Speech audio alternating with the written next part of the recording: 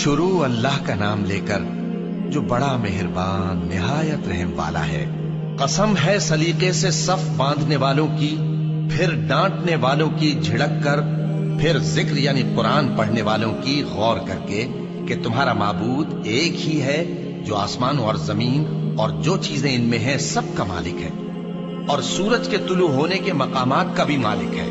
बेशक हम ही ने आसमान दुनिया को सितारों की जीनत से सजाया और हर शैतान सरकश से उसकी हिफाजत की कि ऊपर की मजलिस की तरफ कान न लगा सकें, और हर तरफ से उन पर अंगारे फेंके जाते हैं यानी वहां से निकाल देने को, और इनके लिए हमेशा का अजाब है।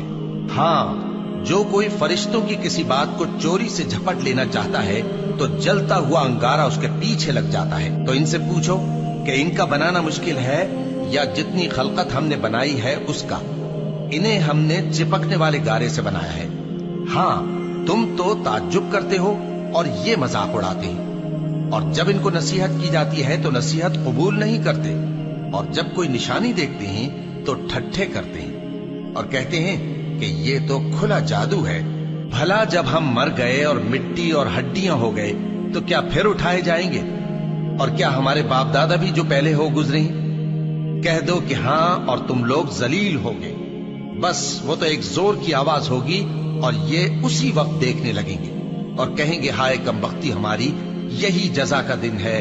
कहा जाएगा कि हाँ, वही फैसले का दिन जिसको तुम झूठ समझते थे।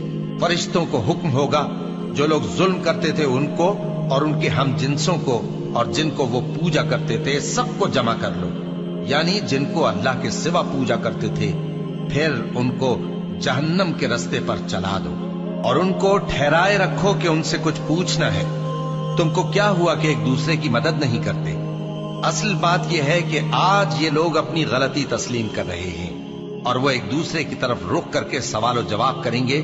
पैरोकार अपने पेशवाओं से कहेंगे कि तुम ही हमारे पास दाईं तरफ से आते थे। वो कहेंगे नहीं, बल्कि तुम ही ईमान लाने वाले न थे और हमारा तुम पर कुछ जोर न था, बल्कि तुम ही सरकश लोग थे। सो हमारे बारे में हमारे परवरदिगार की बात पूरी हो गई कि अब हम अजाब के मजे चखेंगे।